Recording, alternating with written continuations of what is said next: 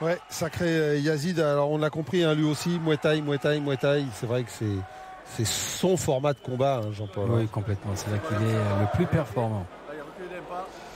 Laurent Carrère face à Daniel Garcioyou. Jean-Paul, on va clore cette page Muay Thai dans ce phénix de Tretz avec donc ce combat entre Laurent Carrère et Daniel Garciou. Alors, Laurent Carrère, 35 ans, Daniel Garciou, 20 ans. À gauche, Laurent, Daniel à droite. Voilà, c'est ça. Oui, ils sont tous les deux en short blanc. Il y a un barbu, l'autre qui l'est pas. Mais, Jean-Paul, surtout, ce qui est intéressant, c'est qu'on retrouve ce qu'on a vu juste avant avec Yazid Boussa, c'est-à-dire cette confrontation générationnelle entre un boxeur confirmé qui a de l'expérience, 28 combats pour Laurent Carrère, face à Daniel Garciou, 20 ans seulement, 22 combats, mais dans ces 22 combats, évidemment, il y a toute sa carrière avant de passer professionnel. Donc voilà, il y a beaucoup de choses à dire entre les deux. Et c'est toujours un moment, comment dire, on est un peu partagé parce que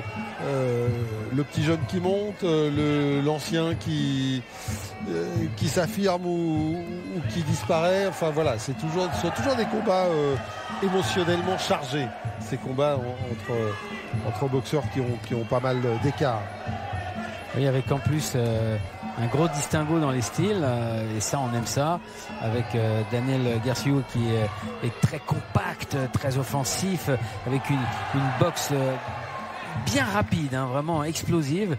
Face à lui, Laurent Carrère, plus posé, peut-être plus tacticien, qui essaye, vous voyez, d'attirer l'attention là en ligne basse pour certainement essayer de le prendre par surprise un petit peu plus haut. Enfin, une boxe où on sent effectivement la somme de l'expérience accumulée pendant toutes ces années, puisque à 35 ans, eh bien, il en a vécu des guerres, c'est sûr. Ouais. Et puis un petit mot quand même sur l'arbitre de la rencontre, le plus stoïque des arbitres, Frank Stepniakowski, qui était sur ce ring en tant que boxeur il y a 2 ans. Jean-Paul, voilà, il faut s'en rappeler.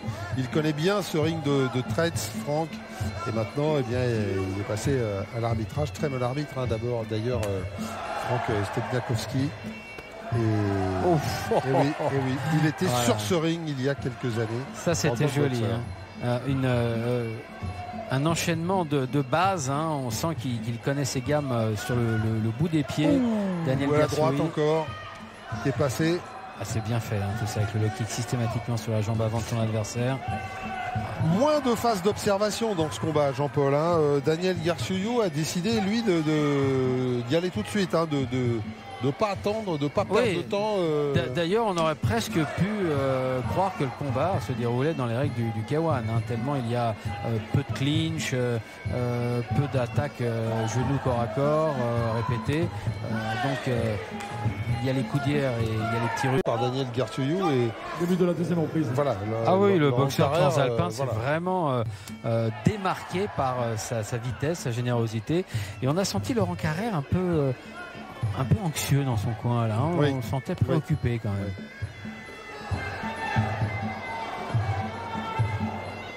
Il faut qu'il travaille avec son allonge, Laurent qui ken à distance son adversaire, le cadrer, travailler avec sa main avant. Ça ne sert pas beaucoup de son point avant, c'est dommage. Avec son allonge, il pourrait bien gêner l'Italien.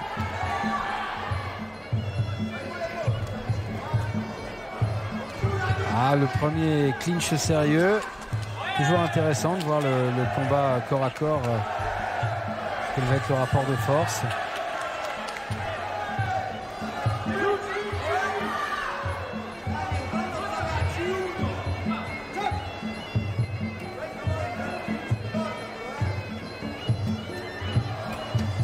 C'est bien fait. Hein. C'était bien cet enchaînement de 4 coups là. Ah oui, c'est bien fait, hein, vraiment. Et il l'avait entamé par le low kick. Hein.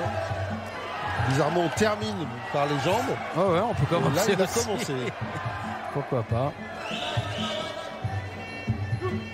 Bon, en même temps, on lui a bien précisé dans son coin de travailler. Hein. On a entendu le mot gamba, tout simplement pour signaler qu'il fallait travailler sur les jambes de son adversaire.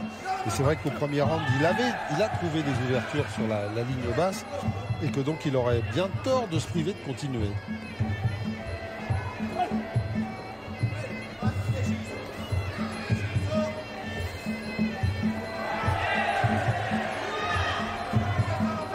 Carrère qui cherchait le coude.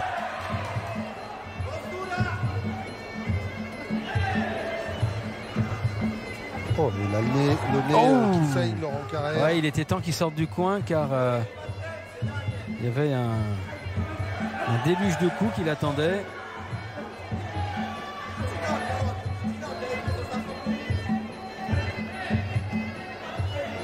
Laurent qui bloque là dans le clinch. Et il faut continuer de travailler, hein, sinon l'arbitre intervient. Voilà.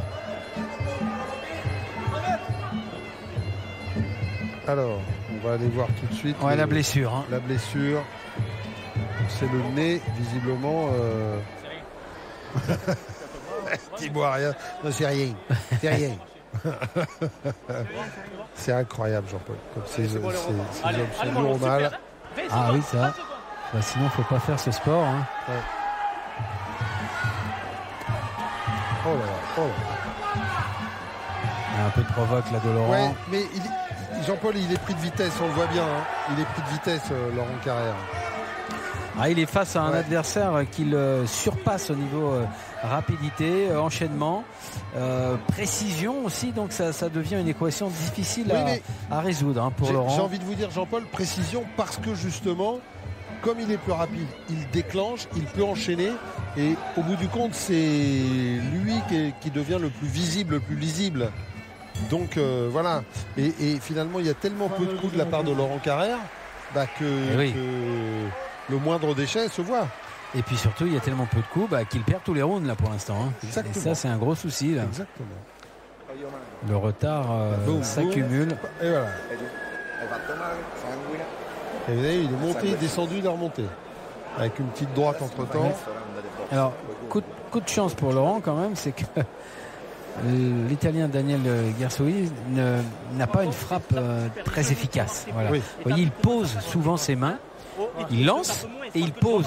C'est-à-dire qu'il n'y a pas cette percussion comme il faut, très certainement parce qu'il ne verrouille pas. Mais... Voilà, il vise pas comme il faut, il verrouille pas comme il faut.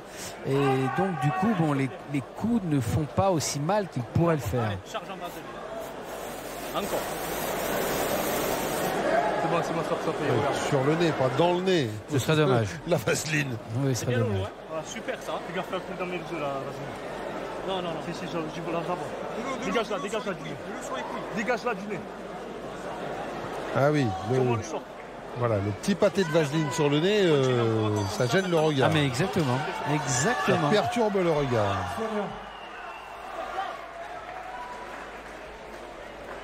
C'est compliqué de s'essuyer le visage avec les gants de boxe. Non, et puis en plus, quand le gant de l'adversaire vient s'écraser sur votre visage, il peut aussi amener ce paquet de vaseline dans votre œil. Et alors là, les vrais ennuis commencent. Hein. Début de la 3e reprise. La reprise charnière. C'était plutôt joli, ça, ce coup de genou en contre. Il n'est pas suffisant. Ah, il a une belle activité. Oh là, crochet gauche.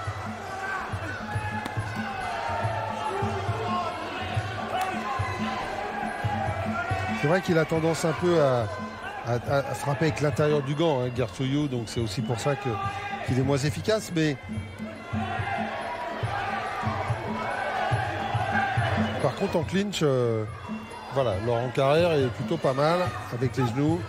On peut espérer un retournement de tendance, c'est-à-dire que finalement Daniel Guersoui qui peut se rendre compte à un moment donné que malgré tous ses efforts, il n'arrive pas véritablement à entamer Laurent Carrère, et ce dernier qui, à force d'obstination, et puis comme on le voit, de mental très fort, peut commencer à faire douter son adversaire. Oh là.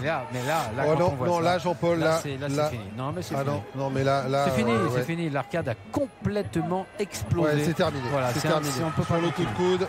Ah oui. Là, franchement, Daniel Guersoui nous a bluffé. Il a fait un superbe combat. Ah oui, puis là, vu l'endroit où c'est placé là. Et vous voyez, on se doutait bien que ce ne serait pas avec les points qu'il arriverait à mettre un terme au match. Eh bien, c'est le coude, avec ou sans protection d'ailleurs, qui a donc ouvert l'arcade, et alors d'une sacrée manière. Ah oui. avec ou sans protection d'ailleurs, qui a donc ouvert l'arcade et alors d'une sacrée manière. Ah oui, oui, oui. Ouais. Alors, c'est pas dangereux, c'est au-dessus de l'œil, ça va, ça nécessitera quelques points. Ouais. Alors, c'est pas dangereux, c'est au-dessus de l'œil, ça va, ça nécessitera quelques points. Ah oui. Mais on ne peut pas laisser la blessure s'aggraver et donc, bien évidemment, il vaut mieux arrêter. Il sera donc déclaré vainqueur de ce combat par jet d'éponge sur la deuxième reprise. Le coin bleu, Daniel Gersidiou. Ouais, belle victoire de l'Italien, hein, Jean-Paul. C'est vrai qu'il a quand même dominé tout le combat, oui. L'Italien Daniel Gersidiou.